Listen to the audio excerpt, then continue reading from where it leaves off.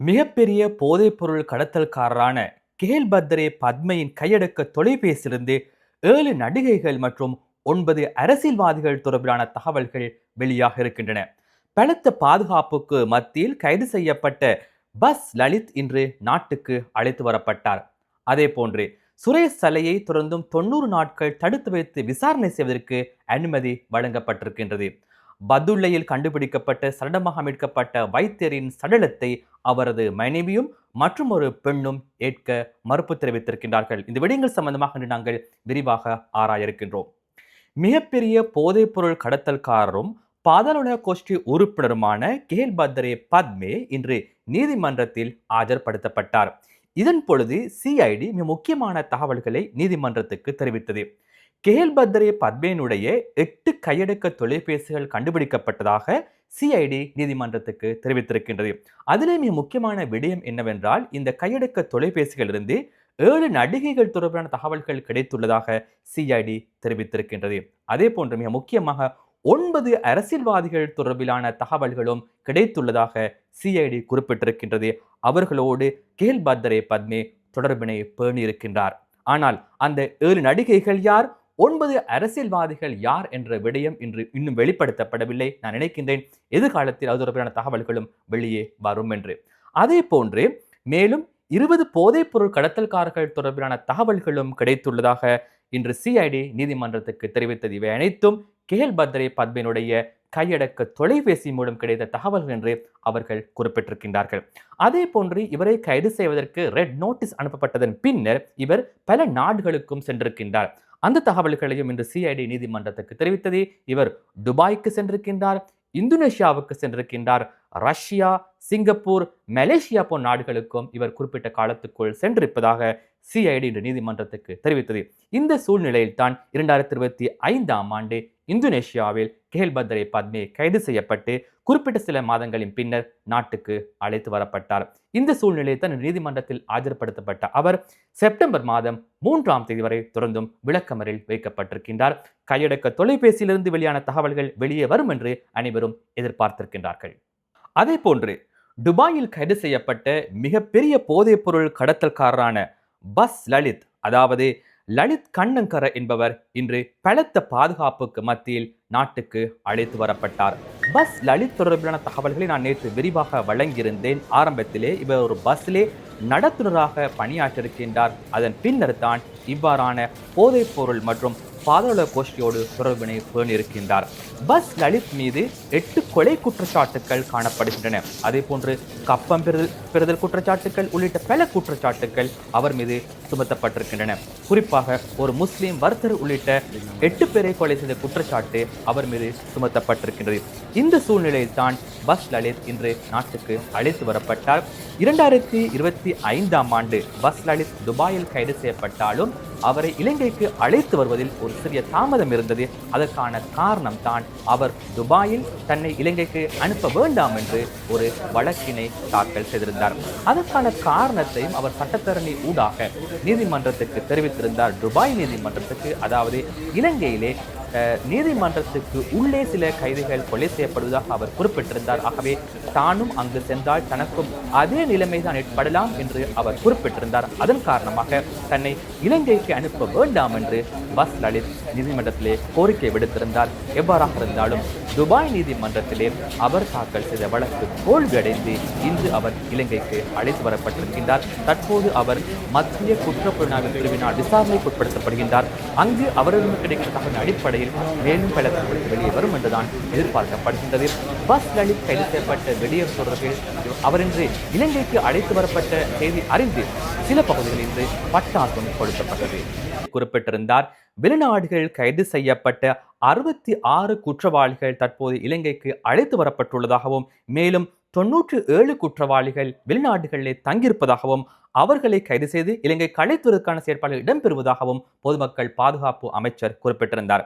இந்த சூழ்நிலையில் அரச புலனாய்வு பிரிவின் முன்னாள் பிரதானி சுரேஷ் சலே இன்று ஆஜர்படுத்தப்பட்ட போது அவரை தொடர்ந்தும் 90 நாட்கள் தடுத்து வைத்து விசாரணை செய்வதற்கு அனுமதி வழங்கப்பட்டிருக்கின்றது. சுரேஷ் சலே பிப்ரவரி மாதம் 25ஆம் தேதி கைது செய்யப்பட்டார். இன்று ஆகஸ்ட் மாதம் 25ஆம் தேதி. அதன் அடிப்படையிலே 3வது முறையாக அவருக்கான தடுப்பு காவல் உத்தரவு வழங்கப்பட்டிருக்கின்றது. ஆனால் இறுதியாக 90 நாட்களிலே அவர் அதிகமாக வைத்தியசாலையில் தான் இருந்திருக்கின்றார். நமக்கு தெரியும், அவர் உண்ணாவிரதம் ஒன்றை ஆரம்பித்திருந்தார். உள்ளிட்ட பல பிரச்சனைகள் காரணமாக அவர் அதிக அளவிலே 80 நாட்களுக்கும் அதிகமான நாட்கள் வைத்தியசாலையில் இருந்துள்ளதாகத்தான் தகவல்கள் தெரிவிக்கின்றன.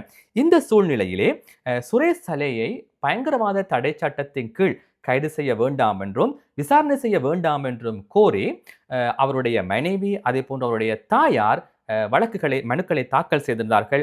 அந்த அடிப்படையில் அது தொடர்பான விசாரணைகள் இடம்பெற்றுக் கொண்டிருக்கின்றன.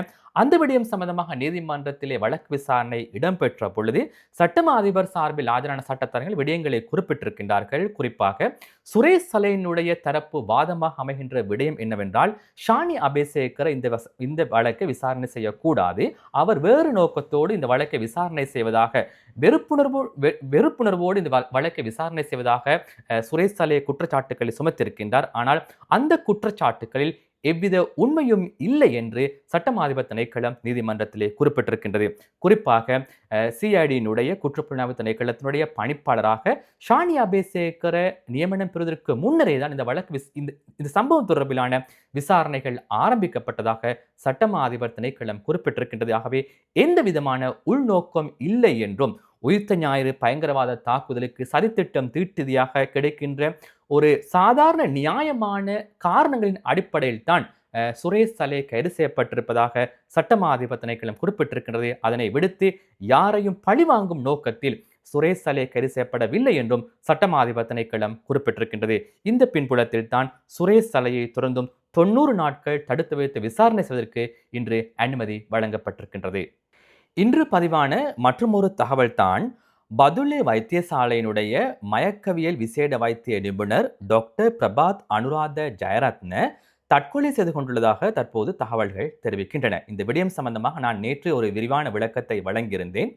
நேற்று முன்தினம் இந்த வைத்தியசாலைக்கு சென்று சத்திர சிகிச்சை ஒன்றுக்காக ஒரு நோயாளிக்கு மயக்க மருந்தை ஏற்றியதன் பின்னர் வைத்தியசாலையிலிருந்து வெளியேறியிருக்கின்றார். அந்த வேளையிலே ஒரு பெண் வைத்தியசாலைக்கு வந்திருக்கின்றார். இது இன்று வெளியாக இருக்கின்ற தகவல். அதன் பின்னர் தான் ஒரு சம்பவம் இடம்பெற்றிருக்கின்றது. அவர் வைத்தியசாலையிலிருந்து வெளியே சென்றதன் பின்னர் மாலை வரையில் அவர் தொடர்பான தகவல்கள் எதுவும் கிடைக்கவில்லை. அதன் பின்னர் மாலை வேளையிலே பதுளை மஹியங்கனை வீதியிலே 17ஆம் கட்டை பகுதியிலே அவருடைய கார் கண்டுபிடிக்கப்பட்டது. அதன் பின்னர் மேற்கொண்ட விசாரணைகளின் தேடுதலின் பொழுது சுமார் 1 கிலோமீட்டர் தொலைவிலே, கார் இருந்த இடத்திலிருந்து சுமார் 1 கிலோமீட்டர் தொலைவிலே அவருடைய சடலம் மீட்கப்பட்டது. ஒரு கல்லுக்கு மேலால் தான் அந்த வயத்தினுடைய சடலம் காணப்பட்டது. அதே போன்று அங்கிருந்து சில மருந்து வில்லைகளும் டேப்லெட்ஸும் மீட்கப்பட்டன. இந்த சந்தர்ப்பத்திலே இந்த சம்பவம் தொடர்பிலான மேலும் பல தகவல்கள் தற்போது வெளியாக இருக்கின்றன. பிரேத பரிசோதனை அறிக்கையும் வெளியாக இருக்கின்றது. அதன் அடிப்படையில் இந்த வைத்தியர் தற்கொலை செய்து கொண்டுள்ளதான் தகவல்கள் தெரிவிக்கின்றன. இந்த சம்பவத்தை நாங்கள் பார்க்கின்ற பொழுது இதிலே மற்றொரு பின்னணி இருந்திருக்கின்றது. அதாவது நேற்று காலை இவருடைய இந்த சத்திர சிகிச்சைக்காக வைத்தியசாலைக்கு சென்ற போது நான் ஏற்கனவே குறிப்பிட்டதை போல் ஒரு பெண் வைத்தியசாலைக்கு வந்திருக்கின்றார். இந்த சம்பவத்தின் பின்னர் அவருடைய சடலம் மீட்கப்பட்ட இடத்துக்கு அவருடைய மனைவி அழைக்கப்பட்டிருக்கின்றார். சாதாரணமாக ஒரு சடலம் மீட்கப்படுகின்ற போது இவ்வாறு அழைப்பார்கள். அந்த இடத்துக்கு அவருடைய மனைவி அழைக்கப்பட்டிருக்கின்றார். மனைவி அவருடைய கணவனுடைய சடலம் என்பதனை உறுதி செய்திருக்கின்றார். அதே போன்று அவருடைய தந்தையும் அழைக்கப்பட்டிருக்கின்றார். அதே போன்று மற்றும் ஒரு பெண்ணும் அந்த இடத்துக்கு அழைக்கப்பட்டிருக்கின்றார். இந்த சந்தர்ப்பத்தில் தான் இந்த சடலத்தை யார் பொறுப்பேற்பது என்ற விடயம் அங்கு பேசப்பட்டிருக்கின்றது. அந்த வேளையிலே தெரிவிக்கின்ற விடயம் தான், மனைவியும் அவருடைய சடலத்தை பொறுப்பேற்க மறுத்திருக்கின்றார். அதே போன்று அங்கு வந்த மற்றைய பெண்ணும் அந்த சடலத்தை பொறுப்பேற்க மறுத்திருக்கின்றார். யார் இந்த மற்றைய பெண் என்றால், இந்த வைத்தியரோடு சிறிது காலம் உறவில் இருந்திருக்கின்ற ஒரு பெண், அவருக்கு 1.5 வயது ஒரு குழந்தையும் இருக்கின்றது. இவ்வாறான ஒரு விடயம் அங்கு இடம்பெற்றிருக்கின்றது. அந்த அடிப்படையில் தான் இந்த சம்பவம் இடம்பெற்றுள்ளதாக தற்போது தகவல்கள் வெளியாக இருக்கின்றன. அதிலும் நேற்று காலை வேளையிலே வைத்தியர் குறித்த வைத்தியசாலையிலிருந்து காரில் செல்கின்ற பொழுது தன்னுடைய மனைவிக்கு வீடியோ கால் ஒன்றை எடுத்திருக்கின்றார். வீடியோ காலை எடுத்த பொழுது அவர் மிகவும் வேகமாக வாகனத்தை செலுத்துவதை மனைவி கண்டிருக்கின்றார்.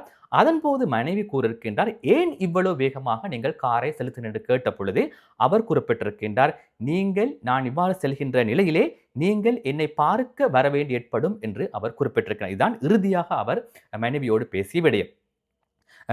மனைவிக்கு 2 பிள்ளைகள், அதே போன்று நான் ஏற்கனவே குறிப்பிட்ட அந்த பெண்ணுக்கு ஒரு பிள்ளை.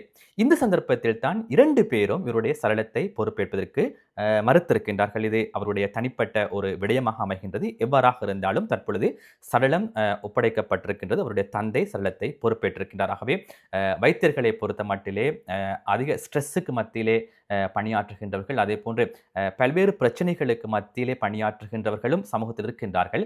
இவ்வாறான சம்பவங்கள் சமூகத்துக்கு ஒரு சிறந்த படிப்பினை என்றால் இவர் தற்பொழுது தற்கொலை செய்து கொண்டிருக்கின்றார். ஆகவே சமூகம் இவ்வாறான சம்பவங்கள் மூலம் கற்றுக்கொள்ள வேண்டிய பல விடயங்கள் காணப்படுகின்றன என்ற சம்பவத்தை நாங்கள் இந்த சம்பவம் மூலம் ஞாபகப்படுத்துகின்றோம். ஆகவே இலங்கையில் பதிவான மிக முக்கியமான தகவல்களை நாங்கள் இன்று உங்களுக்கு வழங்கியிருந்தோம். இது போன்ற தகவல்களை அறிந்து கொள்வதற்காக தொடர்ந்தும் ரியாஸ் ஹாரிஸ் 360 யூடியூப் சேனலை சப்ஸ்கிரைப் பண்ணி இணைந்து கொள்ளுங்கள். நன்றி.